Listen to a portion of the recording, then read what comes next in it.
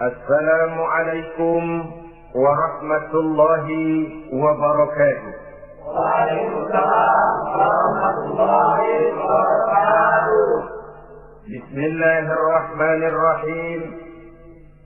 Alhamdulillahi rabbil alamin. Wal 'aqibatu lil muttaqin. Wala 'udwana illa 'alal zalimin. والصلاة والسلام على أشرف الأنبياء والمرسلين سيدنا ومولانا محمد وعلى آله وأصحابه المجاهدين الطاهرين أما بعد. Saudara-saudara kaum muslimin rahimakumullah, setiap kita muslim di dalam kehidupan ini selalu ingin dicintai oleh Allah Subhanahu wa Ta'ala. Dan tidak seorang pun di antara kita yang hidup ingin dimurkai oleh Allah Subhanahu wa Ta'ala. Jangankan lagi dimurkai Allah, dimarahi tetangga saja kita kadang-kadang sudah merasa tidak enak. Padahal bagaimanapun, kalau sekadar dimarahi tetangga, kita masih bisa menghindar, pergi atau pindah ke tempat lain. Tahun depan kita kembali lagi, barangkali sudah bisa berdamai. Tapi jikalau Allah yang murka kepada kita, padahal alam ini adalah miliknya belaka, rasanya kemana lagi langit tempat kita bernaung, dan kemana lagi bumi tempat kita berpijak. Setiap orang ingin dicintai Allah, tapi tidak setiap orang mau melakukan perbuatan-perbuatan yang kalau dikerjakannya Allah akan cinta kepadanya. Dan setiap orang tidak ingin dimurkai Allah, tapi orang kadang-kadang tanpa sadar melakukan perbuatan-perbuatan yang justru dimurkai oleh Allah Subhanahu wa Ta'ala.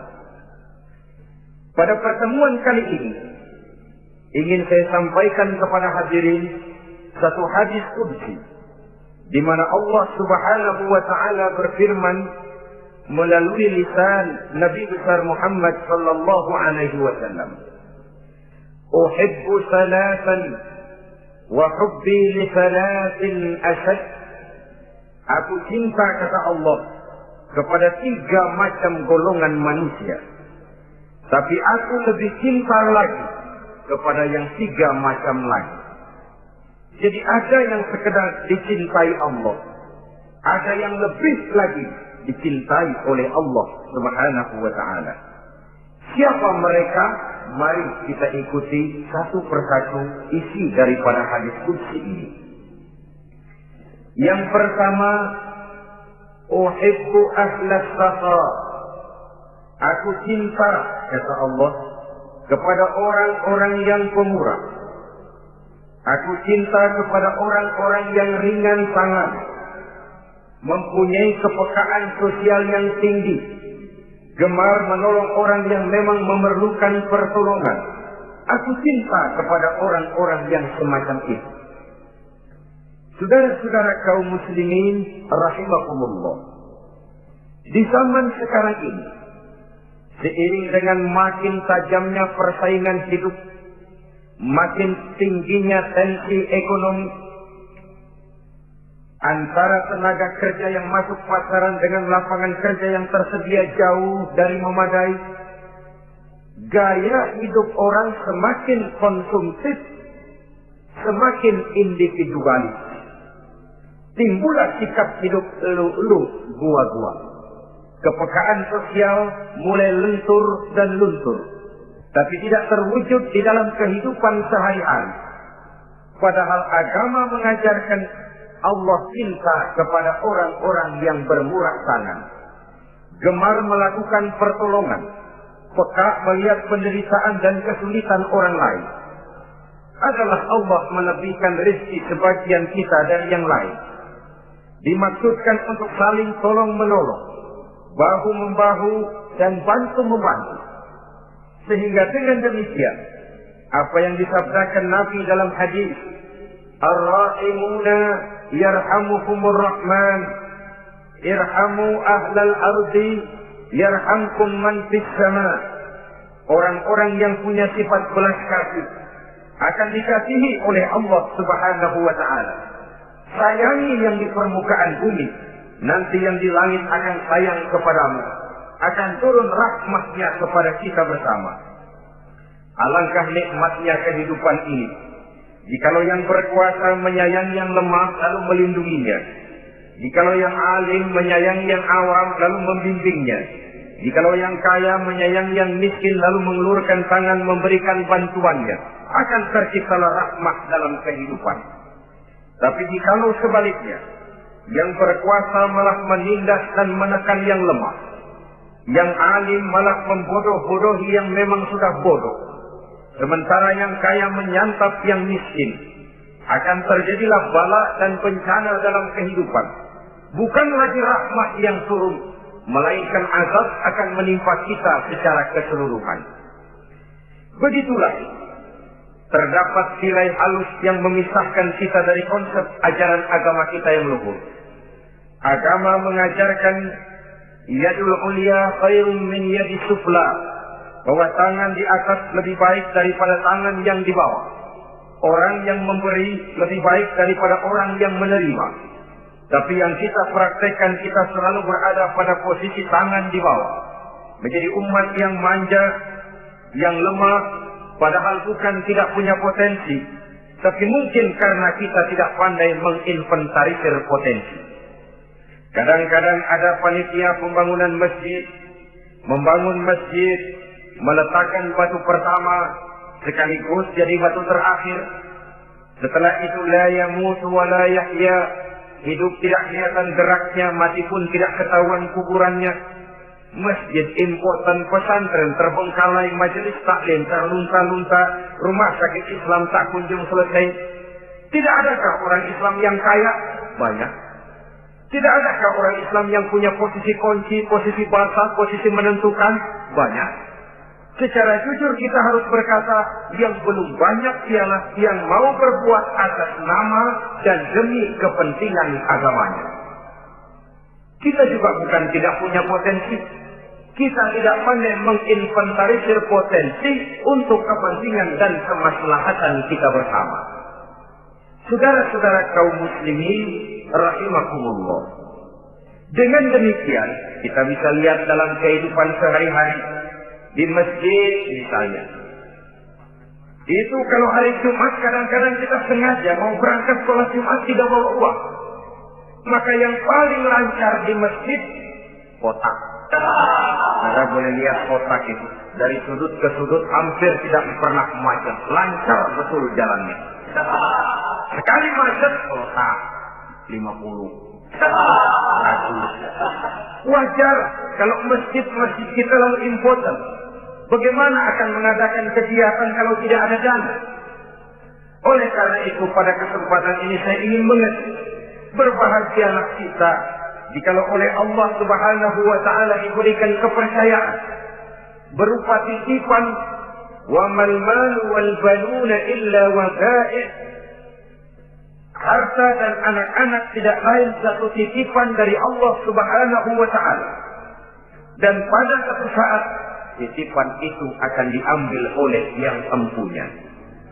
Allah cinta kepada orang-orang yang pemurah. Allah akan memberikan balasan yang berlipat ganda. Kalau saudara bersedekah kepada anak yatim, bukan si yatim itu yang akan membalasnya. Kalau saudara membantu pembangunan masjid, bukan panitia masjid yang akan memberikan ganjarannya. Kalau saudara membangun pondok pesantren, bukan kiai yang punya pesantren yang akan memberikan balasannya. Allah Subhanahu wa taala melalui jalan yang tidak kita sangka-sangka, melalui jalan yang dalam istilah Quran disebut min haitsu la yahtasib, melalui jalan yang tidak pernah kita hitung, kita sangka sama sekali. Jalan gaib yang hanya Allah saja yang Maha tahu.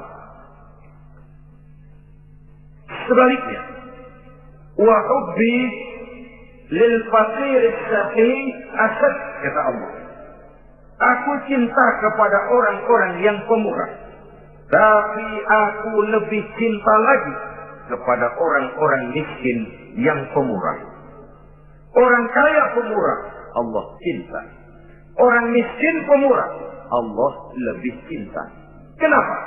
Kalau orang kaya sedekah 5.000 rupiah misalnya, orang miskin pun sedekah 5.000 rupiah, sama jumlahnya, sama ikhlasnya, sama halalnya, tapi besarnya pahala lebih besar sedekah si miskin yang 5.000 rupiah itu ketimbang si kaya yang juga 5.000 rupiah.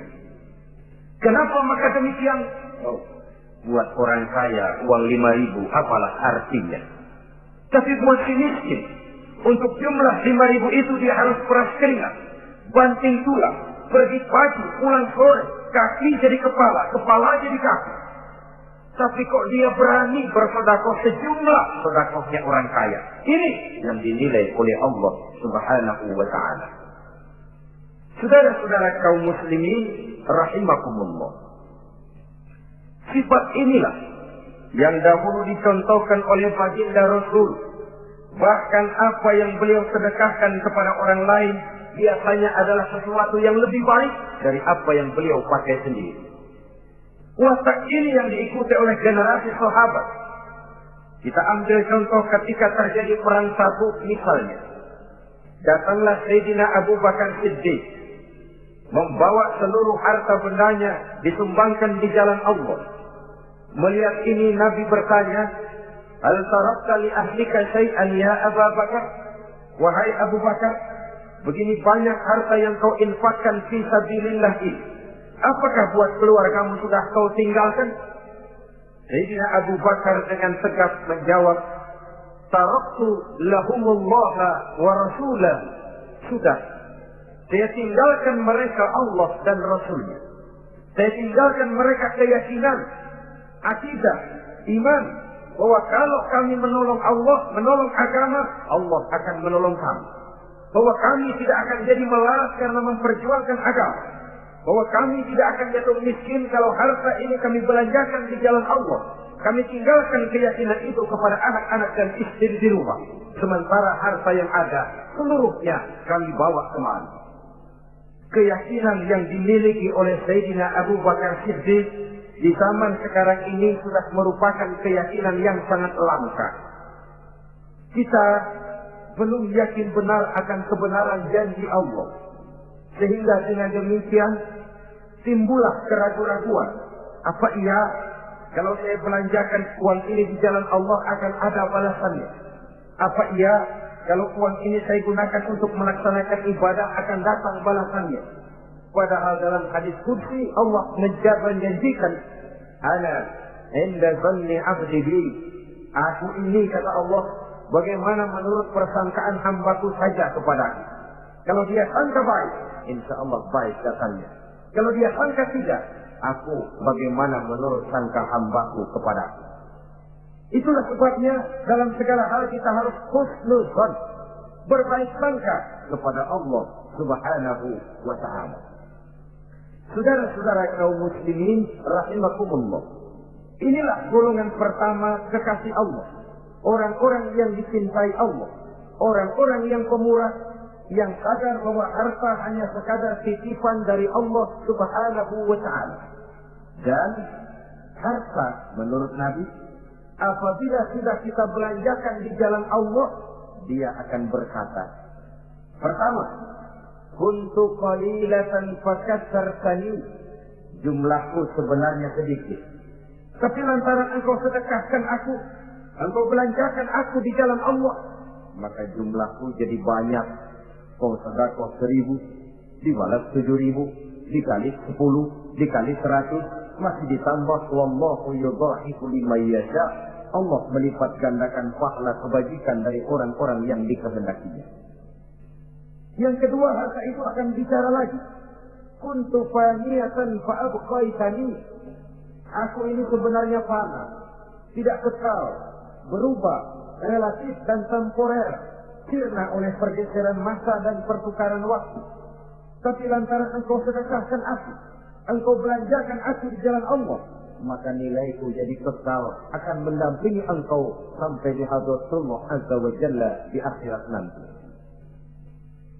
Jadi harta yang kita tumpuk-tumpuk, yang kita sangka akan mengekalkan kita sampai tidak akan miskin 7 keturunan, dengan segala macam cara kita tempuh, dia bukan harta yang kekal. Yang kekal, yang kita belanjakan di jalan Allah Subhanahu wa ta'ala. Itu milik kita yang benar-benar akan kita nikmati. Yang ketiga, harta itu akan berkata lagi, kunta harisi fal'ana sirtu harisaka. Dahulu kamulah yang menjaga saya, tapi sekarang setelah saya sedekahkan, setelah engkau sedekahkan aku, setelah engkau belanjakan aku di jalan Allah, bukan engkau lagi yang jaga aku, kata si harta, akulah yang akan menjagamu. Di dunia orang yang rajin sedekah, sedekahnya itu menolak bala, terhindar dari segala bencana dan musibah. Sementara di akhirat, sedekahnya itu akan menjadi dinding yang menjaga dia dari jilatan api neraka.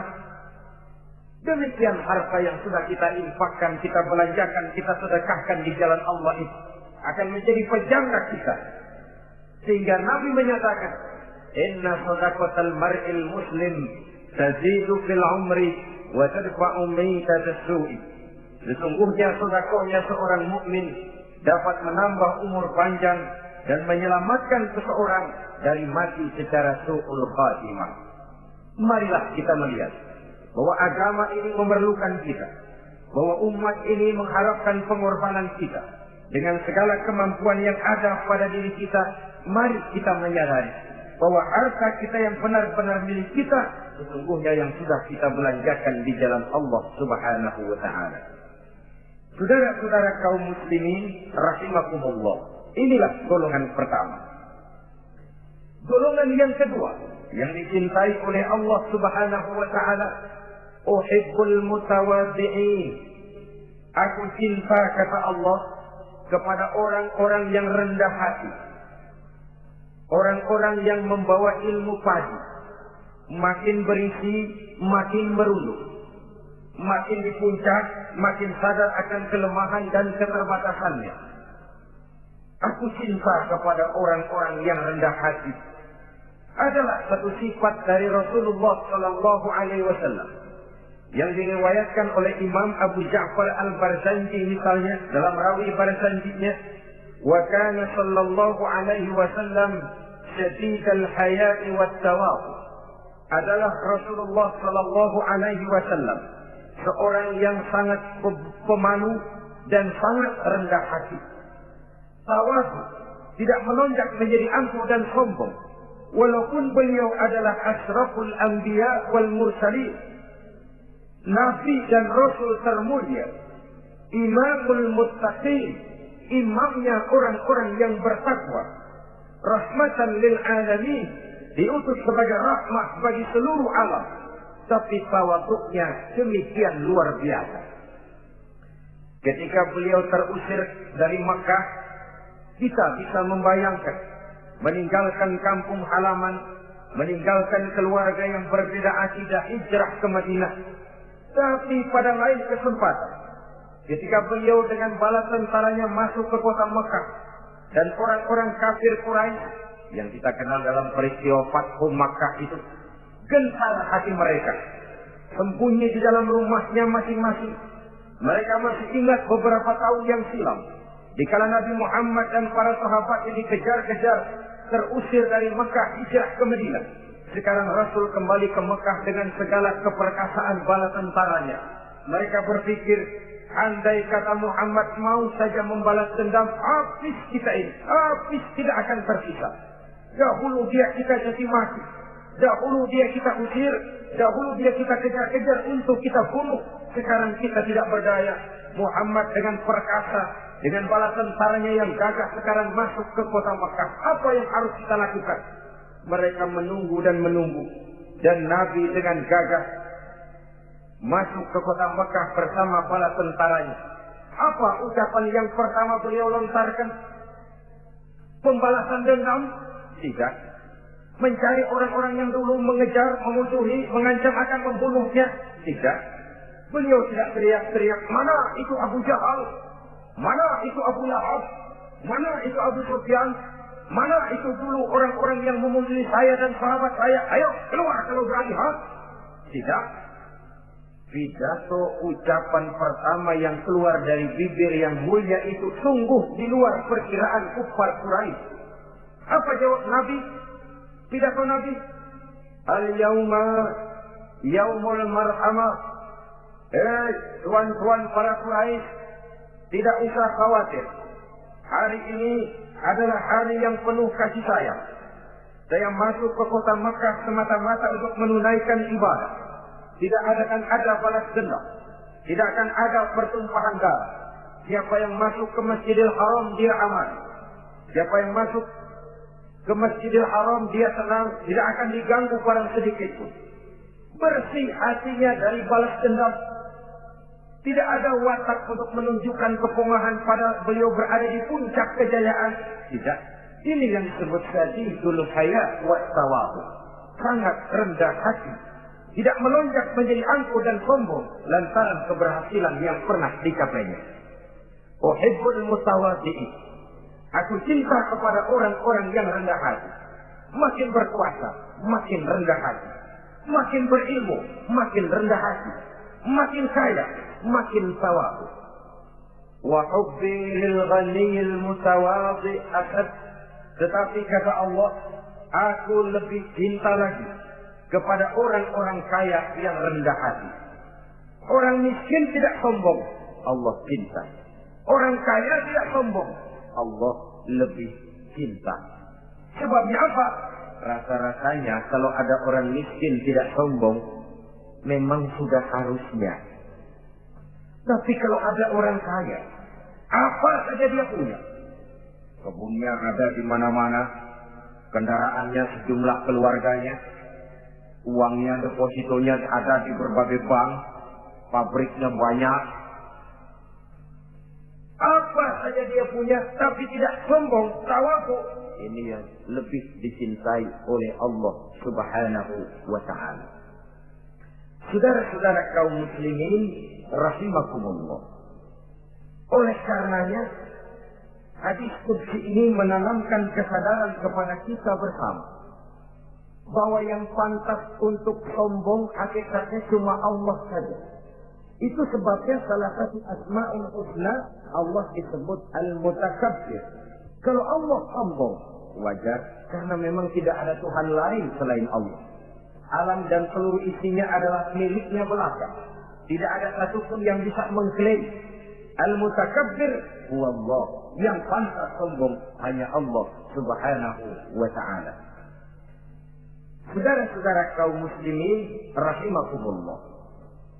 Yang ketiga, orang yang dicintai oleh Allah Subhanahu wa Ta'ala, uhibbut taibin. Aku cinta kepada orang-orang yang bertaubat. Kepada orang-orang yang apabila berbuat kesalahan, dia segera sadar. Dijadikannya kesalahan itu sebagai satu pelajaran untuk tidak diulanginya lagi pada masa yang akan datang. Adalah lebih baik kita mulai dari kertas yang kelabu, hitam sekalipun, kalau akhirnya akan menjadi lembaran-lembaran yang putih, ketimbang kita mulai dengan lembaran yang putih, kalau akan ditutup dengan lembaran-lembaran hitam, noda yang tidak berhapus. Allah Subhanahu wa Ta'ala Maha Pengampun, Pengasih dan Penyayang. Ia akan memaafkan segala perbuatan yang bersifat salah dari hamba-hambanya, asalkan tidak diulanginya lagi. Manusialah yang sering kejam, membiarkan dirinya larut dan hanyut diseret arus dosa. Ia sadar itu satu kesalahan, tapi tidak berupaya untuk menyelamatkan dirinya sendiri. Apakah itu berupa yang namanya judi, minuman keras, menipu orang lain, durhaka kepada kedua orang tua, jahat kepada tetangga, suka memfitnah orang lain. Dibiarkan dirinya hanyut di dalam lembah dosa tanpa upaya penyelamatan sama sekali. Atau kadang-kadang mengulur waktu. Nanti saja sudah tua-tuaan tobatnya. Padahal waktu tidak pernah main-main. Uhibbut taibin. Aku cinta kepada orang-orang yang mau bertobat. Wa hubbi lisyabit taib asad. Tapi aku lebih cinta lagi kepada orang-orang muda yang mau bertobat. Apabila orang tua bertaubat, Allah cinta. Anak muda bertaubat, Allah lebih cinta. Dalam usia muda, di mana darah masih mengalir dengan panas, sejuta khayal dan keinginan masih bersemi di dalam benaknya, dia sanggup blokir semua itu, disalurkannya di jalan Allah. Allah cinta sekali kepada orang-orang semacam itu.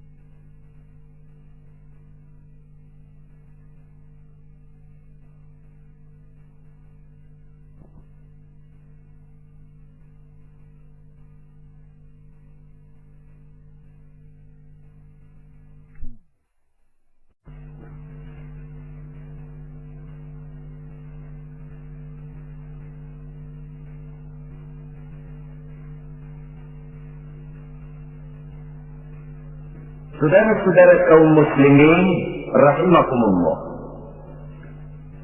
Kalau tadi sudah saya jelaskan 3 golongan orang-orang yang dicintai Allah, yakni para kekasih Allah. Orang-orang yang pemurah, gemar memberikan pertolongan.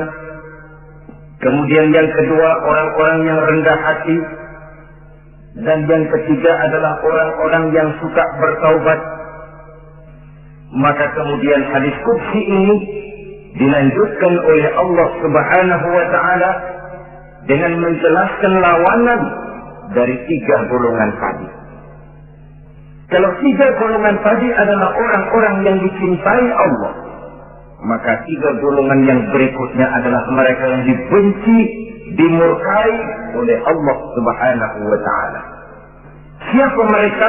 Jumlahnya juga 3, lawanan dari yang 3 tadi pertama. Yang pertama, saudara-saudara,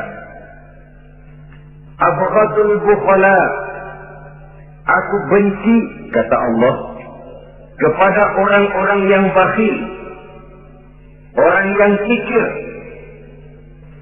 orang yang diberikan amanah berupa harta, lalu tidak tersentuh hatinya melihat kesulitan dan penderitaan orang lain. Tetangganya meratap dan merintih kelaparan, sementara ia dengan tenang berpangku tangan. Padahal ada kelebihan rezekinya. Ia tahu kesulitan orang lain, tapi ia tidak berusaha mengulurkan tangan memberikan bantuan. Kenapa seseorang bisa terjebak ke dalam penyakit bakhil dan kikir alias pelit seperti ini? Oleh karena harta benda dunia itu sudah berakar kuat di hatinya.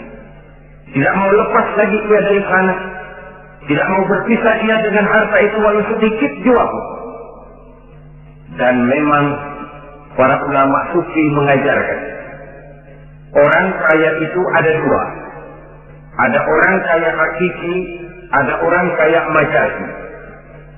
Orang kaya hakiki, orang kaya sebenarnya adalah orang yang kaya hatinya. Luas cakrawala pandangannya, terbentang nuansanya, tidak cukup melihat karunia yang diberikan Allah dalam kehidupan ini. Orang yang kaya hati, inilah orang kaya hakiki. Adapun orang kaya majazi adalah orang yang banyak hartanya tapi miskin hatinya. Hidupnya sudah melimpah tapi ia selalu merasa kurang. maka ia tidak pernah cukup. Posisinya sudah kaya, tapi ia masih merasa miskin, maka ia pun selalu miskin. Imam Ghazali rahimahullah memberikan contoh yang indah. Perjalanan hidup manusia sama dengan naik kapal laut yang besar menuju pulau bernama akhirat, mencapai pantai surga bahagia.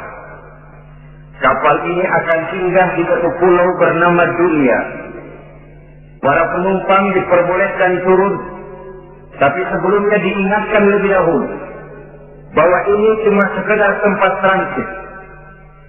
Di dunia, di pulau yang bernama dunia, para penumpang boleh mengambil apa yang memang diperlukan untuk bekal dalam perjalanan. Tapi jangan lupa bahwa kapal akan melanjutkan perjalanan menuju kepulauan akhirat yang kekal dan abadi. Maka turunlah para penumpang ke pulau yang bernama dunia ini. Macam-macam tingkah lakunya ketika mereka menjejakkan kaki ke pulau dunia. Ada yang tetap sadar kepada pesan nakoda. Dia turun ke pulau yang bernama dunia, yang hijau, ranau, indah, memikat, mempedaya, mempesona. Tapi ia tetap sadar, ini cuma tempat transit. Ini cuma tempat persinggahan sementara. Bukan ini tempat yang akan saya tuju. Kapal akan segera berangkat. Saya harus bersiap-siap. Diambilnya apa yang diperbolehkan di pulau bernama dunia sebagai bekal menuju perjalanan akhirat. Dan setelah itu dia segera kembali ke kapal untuk melanjutkan perjalanannya. Ada pula penumpang yang lalai. Ketika turun ke pulau bernama dunia ini, ia lupa kepada pesan sang nakoda. Ia terpedaya oleh hijau ranaunya kepulauan dunia. Ia terpikat oleh gemerlapnya kehidupan dunia. Sibuklah seluruh waktunya untuk mengambil segala yang ada di kepulauan dunia ini. Ia menyangka bahwa ia sudah sampai kepada tujuan yang sebenarnya. Dikala peluit kapal berbunyi, pertanda kapal akan segera berangkat, rupanya baru sadar dia bahwa ini bukan tujuan yang sebenarnya. Ia berusaha kembali ke kapal, walaupun masih bisa ikut naik kapal, tapi sayang tempatnya sudah ditempati oleh orang lain. Inilah contoh dari orang-orang yang kehidupan dunia telah melalaikan mereka daripada tujuan akhirat. Yang lebih celaka adalah nasib penumpang ketiga. Mereka yang tertinggal sama sekali di kepulauan dunia ini. Mereka lah orang-orang kafir, orang-orang munafik, orang-orang musyrik. Bagi mereka surgalah dunia ini. Bila kehidupan dunia berakhir pula lah surganya sampai di situ. Ia menyangka sudah sampai kepada terminal akhir, padahal cuma sekedar halte, tempat di mana kapal singgah sebentar saja untuk melanjutkan perjalanan menuju kepulauan akhirat yang kekal dan abadi. Saudara-saudara kaum muslimin rahimakumullah, orang-orang yang sadar bahwa dunia cuma sekedar satu tempat transit, maka kesadaran itu menggugah dia kepada keyakinan terhadap kalimat inna lillah wa inna ilaihi raji'un. Segalanya datang dari Allah, segalanya akan kembali kepada Allah. Tidak ada yang dibawanya saat ia terlahir ke alam dunia ini, dan tidak akan ada yang dibawanya kembali saat ia keluar meninggalkan alam dunia ini, kecuali iman dan amal soleh yang dikerjakannya di dalam kehidupan kita. Bukan bakhil yang menyebabkan orang cepat jadi kaya. Bukan pemurah yang menyebabkan orang jatuh miskin dan bangkrut. Tetapi kesadaran bahwa segalanya datang dari Allah, segalanya akan kembali kepada Allah, akan membuat kita walaupun memiliki harta dan benda, tapi ia tidak berurat dan berakar di dalam hati. Abghadul bukhala, kata Allah, aku benci kepada orang-orang yang bakhil. Kadang-kadang jangankan untuk orang lain, untuk kepentingan agama, dirinya sendiri saja tidak bisa menikmati kekayaannya. Kaya dia sebenarnya, tapi dia tidak sadar akan kekayaannya. Lebih celaka lagi, dia tidak tahu untuk apa kekayaan itu akan dipergunakan. lahirnya mazhab materialisme, hidup serba cukup, serba ada, seperti yang kita lihat di negara-negara yang makmur, di Eropa bagian barat misalnya. Keluarga-keluarga jet set yang akhirnya bingung karena kebanyakan harta. Kalau kita di timur umumnya bingung karena tidak punya harta. Di sana orang bingung karena kebanyakan harta, mau diapakan harta itu. Akhirnya timbullah gaya hidup yang aneh-aneh, membentuk klub-klub nudis terlepas dari pergaulan dunia ramai, bergerombol tidur di gua-gua, padahal rumahnya macam istana, kamarnya 37, ada kolam renang, ruangan ber-AC, kemana pergi mobil sejumlah keluarga, dari merek-merek yang mewah, keluaran mutaakhir. Tidak puas mobil punya kapal pesiar, kapal laut, tidak cukup kapal laut punya kapal pesawat terbang pribadi. Apa yang dimau uangnya bisa bicara, tapi akhirnya lalu sampai kepada titik jenuh, sampai kepada yang namanya frozen emotional attitude. Dan sikap bakhil inilah yang pada akhirnya mendorong seseorang untuk sampai kepada tingkat yang disebut tamak, rakus, serakah. Dan mental semacam ini tidak hanya membahayakan bagi pribadi yang punya watak, tapi juga bagi lingkungan, bagi masyarakat, bahkan dalam skopnya yang luas, bagi pertumbuhan suatu bangsa, bagi pertumbuhan suatu negara. Sikap-sikap tamak, rakus, serakah, mau menang sendiri, mau kuasa sendiri, mau bangsa sendiri, mau kaya sendiri, bersetan dengan orang lain, adalah sikap-sikap yang tidak saja bertentangan dengan ajaran agama kita, tapi juga bertentangan dengan falsafat dasar kehidupan bangsa kita, yakni Pancasila. Saudara-saudara kaum muslimin rahimakumullah, lawanannya kemudian Allah menyatakan, wa bughdi lil ghaniyil bakhil asad, aku benci kepada orang yang bakhil, tapi aku lebih benci lagi kepada orang-orang kaya yang bakhil. Kalau orang miskin pelit, barangkali masih orang berkata pantaslah dia itu pelit, miskin.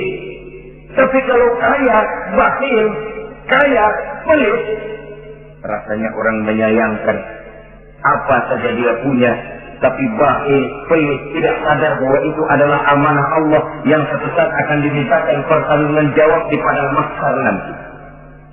Inilah golongan pertama yang dibenci oleh Allah Subhanahu wa ta'ala. Golongan yang kedua, abghadul mutakabbirin, aku benci kepada orang-orang yang sombong. Baik sombong oleh karena kekuasaan, wewenang, jabatan. Baik sombong oleh karena ilmu pengetahuan, skill, keahlian, kemampuan. Baik sombong oleh karena harta benda dan kekayaan. Sombong dalam segala bentuknya tidak disenangi oleh Allah Subhanahu wa ta'ala. Inilah yang saya maksud tadi dengan membawa ilmu padi seharusnya. Semakin berisi, semakin merunduk.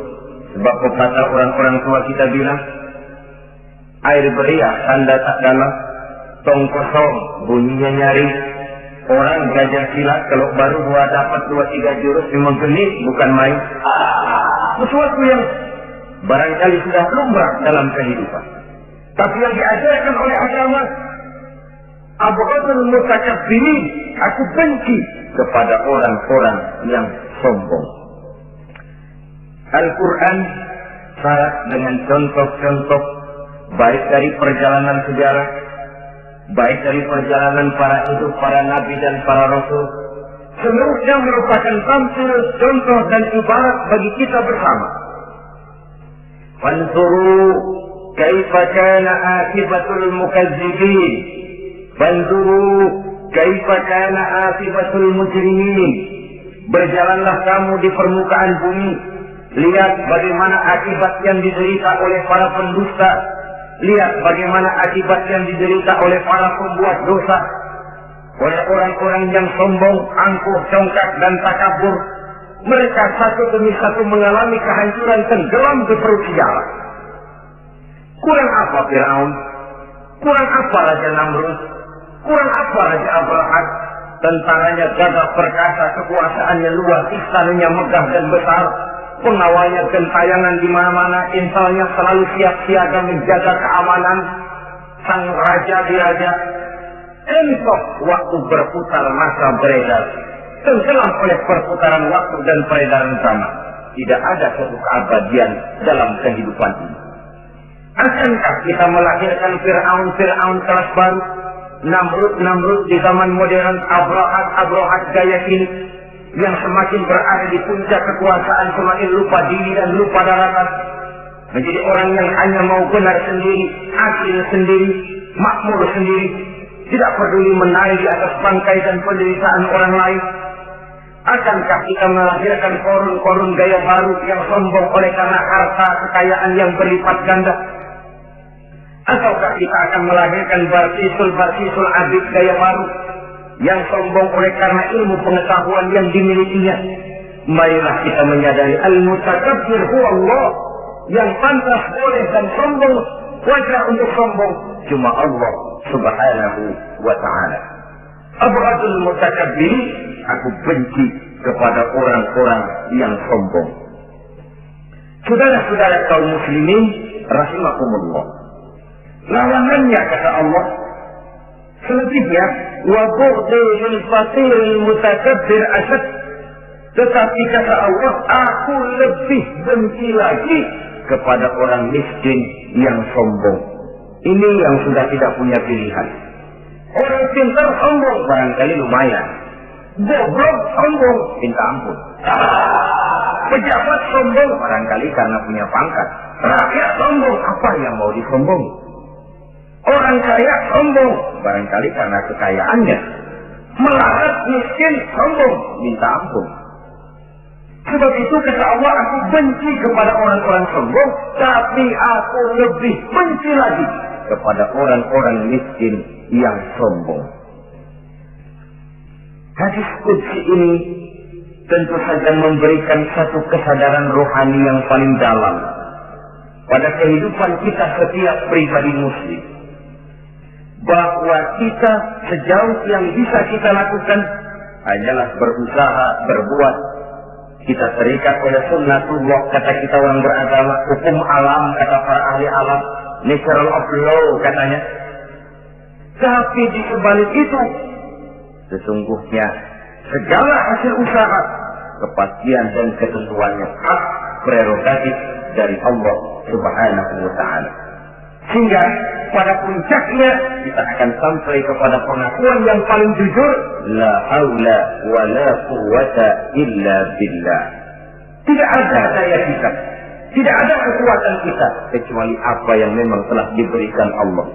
Dialah sumber daya, sumber gerak, sumber seluruh kekuatan. Dan kita manusia hanya mencapai itu kalau dikaruniai oleh Allah subhanahu wa ta'ala. Sewajarnya, makin bertambah ilmu, makin sadar kita akan kebodohan kita. Seperti yang diucapkan oleh Al-Imam Syafi'i rahimahullah, setiap tambah ilmuku, bertambah tahulah aku akan kebodohan.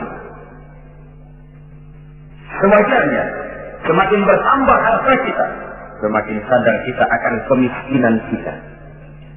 Semakin bertambah tinggi pangkat dan jabatan kita, semakin sadar kita dari mana kita datang, kemana kita akan pulang, dan di mana kita akan berada sekarang. Dengan kata lain, ilmu itu, harta itu, pangkat dan kedudukan itu sesuatu yang perlu dan perlu. Tapi bukan sebagai tujuan. Semuanya cuma sekedar alat. Tujuannya apa? Jangka panjang di akhirat untuk mencapai ridho Allah. Jangka pendek di dunia ini harus menjadi rahmatan lil alamin. Bagaimana ilmu itu jadi rahmat bagi lingkungan, bagaimana kekuasaan itu jadi rahmat bagi lingkungan, bagaimana harta itu jadi rahmat bagi lingkungan, berfungsi sosial untuk kebersamaan di dalam kehidupan ini. Saudara-saudara kaum muslimin rahimakumullah, inilah golongan kedua yang dimurkai oleh Allah subhanahu wa ta'ala. Golongan yang ketiga, abghadul fasad, aku benci kata Allah kepada orang-orang yang berhati keras, berhati batu, tidak mempan nasihat, baik nasihat itu datang dari Allah, baik nasihat itu datang dari orang lain, baik nasihat itu datang dari dalam dirinya sendiri, atau bernasihat yang dipandangnya, yang dilihatnya dalam segala gerak kehidupan. Satu hari bahkan beberapa sahabat pernah menghadap Rasulullah Shallallahu Alaihi Wasallam.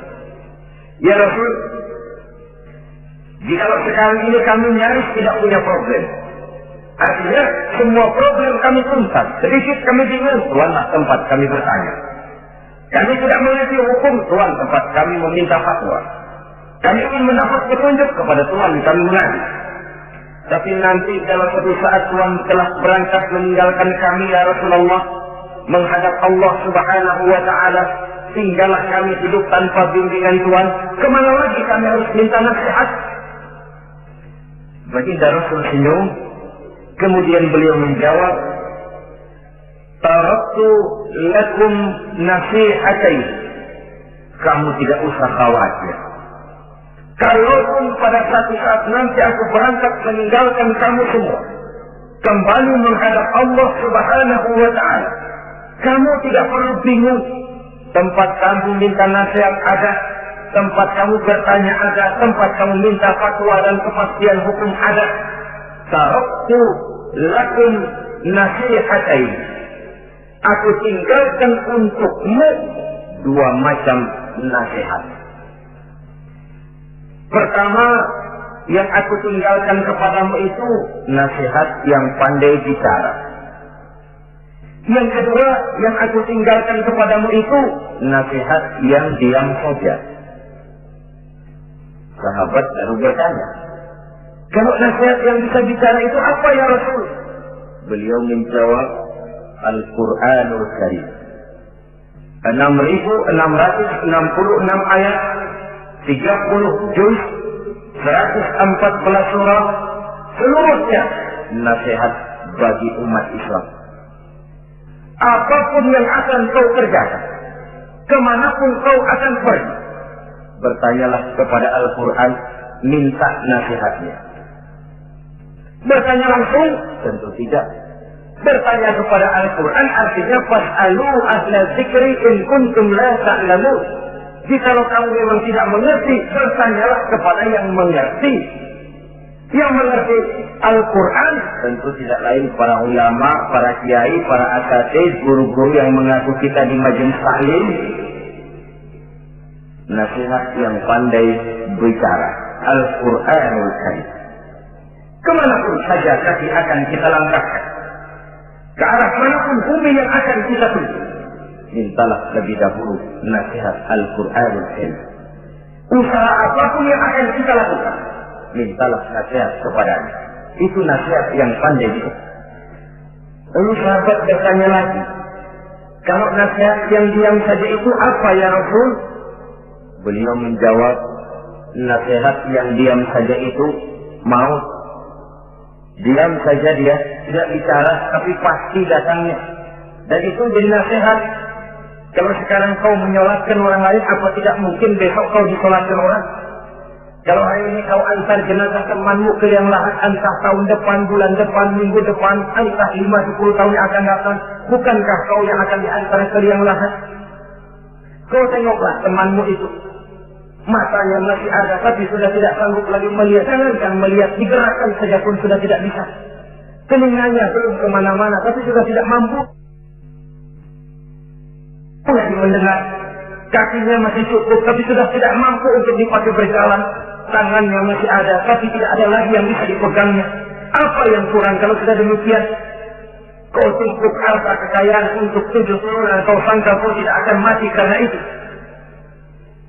Kau ingin selalu berada di puncak, padahal hidup ini mendaki dan menurun.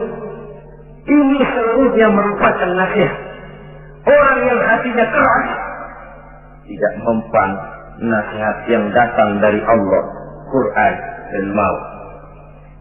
Nasihat yang datang dari orang lain, kadang-kadang diberikan nasihat lebih pandai dia berkilah, lebih pandai dia berkelit, lebih pandai dia berjawab.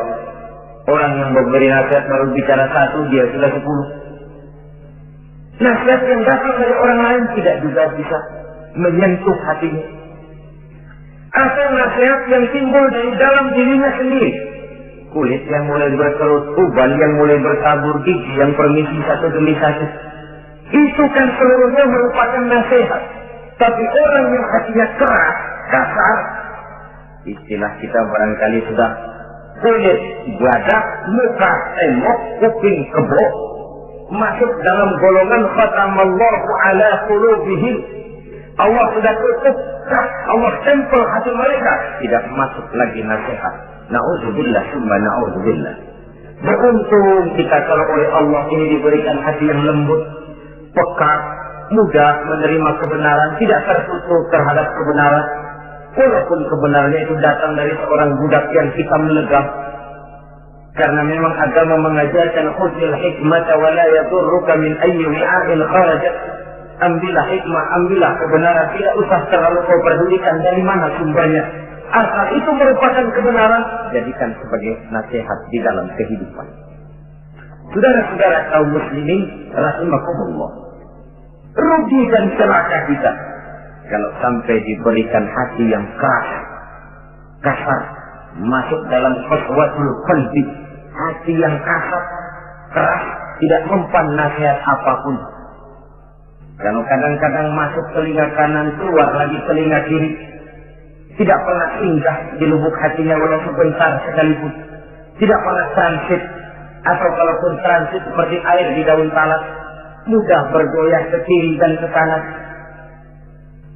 Allah benci kepada orang-orang yang hatinya keras. Selanjutnya, wa bughdil syekhil fasik asad. Tapi kata Allah, aku lebih benci lagi kepada orang tua yang hatinya keras. Tua-tua keladi katanya, makin tua makin menjadi. Kalau ada anak muda bandel, nakal, setidaknya orang masih punya harapan. Masih ada orang berkata, ya doain aja dah, mudah-mudahan dia makin dewasa, makin lurus jalan hidupnya, makin benar langkahnya, makin sadar rasa keagamaannya. Masih ada ucapan seperti itu. Tapi kalau sudah tua, malah makin gila, orang sudah habis harapan. Paling orang bilang, tuh aki-aki, udah asar, udah maghrib, udah dekat ke lubang kubur, bedung menggerut masih nyengsok aja di perapatan. Saudara-saudara kaum muslim, habis rasanya harapan orang. Aku benci kepada orang yang hatinya keras, tapi aku lebih benci lagi kepada orang tua yang berhati keras. Kenakalan remaja dibenci Allah, kenakalan orang-orang tua lebih dibenci oleh Allah Subhanahu wa ta'ala. Saudara-saudara kaum muslimin rahimakumullah, semoga kita termasuk ke dalam golongan orang-orang yang